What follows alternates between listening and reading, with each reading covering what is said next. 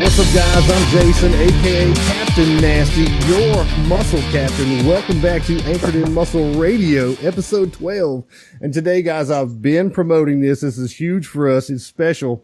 We have a special guest on with us today, John Gorman, owner of Team Gorman, gym owner of Phat Muscle Project, host of the TNT podcast, published author. You have 2 books out now, The Metabolic Capacity and Reverse Dieting, The Flexible Fat Loss Solution, First Phorm Elite Trainer, and Gripped Fitness Athlete. Now, I'm sure that there is something else, John, that I am missing here. You know, fill in the gaps for us. I mean, how many people have you got contest wins for? I mean, just fill in the gaps of where this bio ends. Yeah, no, I appreciate the intro, man. I appreciate having me on the show. First of all, I really appreciate that.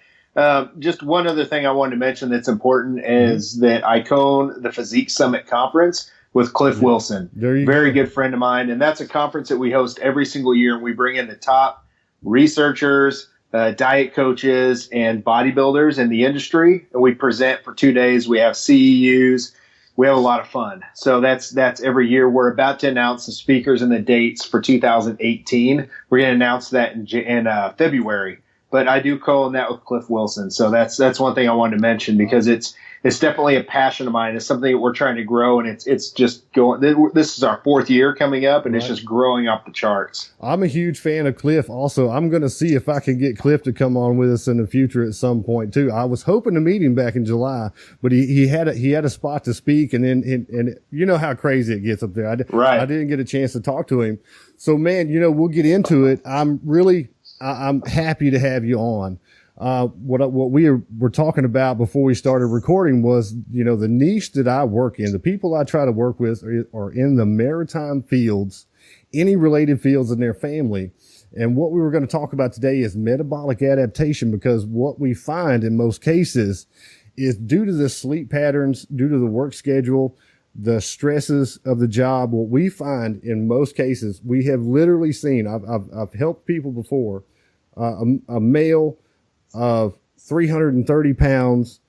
When I calculated what type of intake he actually had going in, it was right around 1,000, maybe 1,100 calories a day at 330 pounds and still gaining weight. And what you end up finding is a lot of these guys are having only one large meal a day. And what I keep trying to tell them is, you know, you guys, you have to get out of this. You have to get on some sort of a regular schedule, and you have to meet your daily calorie intake needs, or your metabolism is going to begin to slow down, and your body is designed to store fat to keep you alive. So, you know, who better to bring on to talk to these guys about this than you? I definitely share your content and talk about your books and your teaching all the time. There's no better way than to get you on to talk about this type of situation and what you see, and not only competitors, but also the general population as well. Yeah. So first of all, that's a very common scenario. I mean, if we think about it, Weight Watchers I don't think Weight Watchers are going to come after us on your podcast for throwing them under the bus. So let's just fucking throw them under the bus. There you go. We'll have some fun. Right. Weight Watchers, think of the 300-pound female. And I know because I have people in my family that are in this situation. They're 300 pounds. They eat Weight Watchers, and they're eating like 1,000 calories a day, and they end up fatter every single year. And what people don't realize is when they're only eating 1,000 calories, and especially when they're not exercising, which I know we'll get into, when you're only eating 1,000 calories, your metabolism is so slow. When you do go to the birthday party, when you do go to the graduation, when you just have a cheat meal, it sticks to you as fat a hell of a lot easier because your body's only used to 1,000 calories. Exactly. And that's the problem everywhere. So what we have to do, and this is why I wrote that first book, Metabolic Capacity and Reverse Dieting, we have to understand how the metabolism works and why it's so crucial to fat loss. Because most people think just eat low calories and that's going to get it off. But at some point, it slows your metabolism so much that fat gain becomes easier, and it just becomes this whole convoluted mess. So I know we'll get into the details, but that's the common situation. Some of the first steps I do to correct that are, first of all, everything is, I like the word anchored, first of all. I love that. Everything is anchored in weight training because that puts lean muscle on people.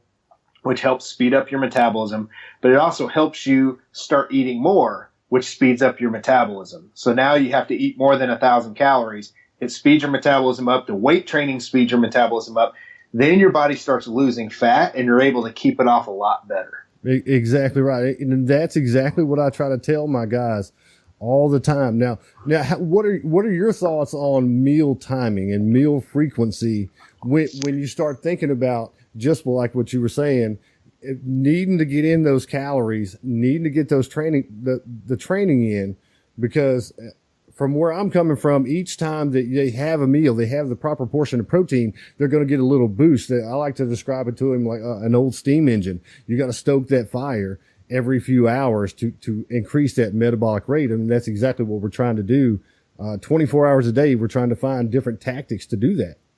Right. So it's much better to have smaller meals spaced out than to eat one large meal. And mainly because protein should be the base of every single meal. Protein turns on muscle growth. It's called protein synthesis, but it's muscle growth. So it turns that on. So when you're weight training, you want to turn muscle growth on so you can repair your muscle tissue and get more muscle. So every meal should have a base of protein. The minimum amount of meals I like to see someone eat a day are 3 meals and then a post-workout shake. So you're looking at 4 feedings a day. Exactly. And that also gives you 4 boosts in your metabolism, because each time you eat, you turn on leptin, which is a hormone that speeds up your metabolism, but you get a small boost in your metabolism. Now, there's a point of diminishing returns. If so, people would just eat every hour on the hour and speed their metabolism up. It doesn't work that way. But it does provide a better boost in your metabolism to spread out all your calories in 4 meals, 5, 6 meals versus just 1 meal a day. Exactly. And you know, we could get so deep down the rabbit hole. A lot of times what I try to tell them is you also have to consider the fact of, you know, what type of carbohydrates you're taking in with that protein on each meal, and then how much, because you want to be able to break it down. Your body's only going to be able to handle so much at any one given time. But it's just like I was listening to one of the TNT podcasts, you know, talking about trying to cram all your calories into one meal at the same time. You really do need to space that stuff out. And what you're trying to do, is it not what you're trying to do? The whole goal in this strategy would be to try to give your metabolism and your metabolic rate a little boost, and trying to boost it up the whole way. Yeah. And the other thing too is, I mean, you also want to slowly keep feeding, not slowly, but every, 3 or 4 or 5 hours, feed your body protein, feed it nutrients. First of all, give it energy so it can get through the rest of the day, because if you're going to go work out, and like, I'm real, I hate leg day. Like, I hate that shit with a passion. And if I only ate 1 meal a day, let me tell you, I'd be dragging the rest of the day. So you need to give your body energy just to get throughout the day. I mean, your brain burns through so many carbohydrates alone. It's like 80 to 100 grams a day. I read somewhere.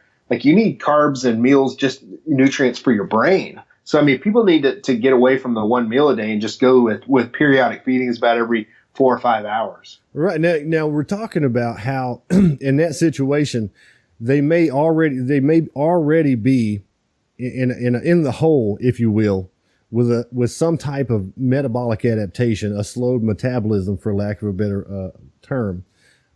Now, what do you typically see? What do you typically see people do when they decide that they need to go on a diet? And what we're trying to tell them to do is they need to increase their metabolism, but what do they actually normally do? It seems to me, in my experience, they normally make it worse if they don't have someone to guide them in the right direction. And that's exactly what we're here trying to do. Yeah. So normally, say if someone's eating 1,000 calories, they're not exercising, and then all of a sudden they just start throwing exercise. Usually it's going to be a lot of cardio right out of the gate. And they're also going to throw some weights in a few times a week. Excuse me. That's going to be on 1,000 calories. You're not exercising. Now all of a sudden your calorie levels for the day are lower because you just went and burned 400 in the gym and then maybe 100 doing cardio. So now you're looking at 500 calories a day that your body's trying to run off of. Your metabolism at some point is going to be like, listen, asshole, I don't want you to do this to me. And it becomes so stubborn, and it adapts to having less fuel to use just to survive, because our body does not care about being ripped. It definitely does not want to be muscular, right? Because muscle burns a lot of calories. It wants to store fat.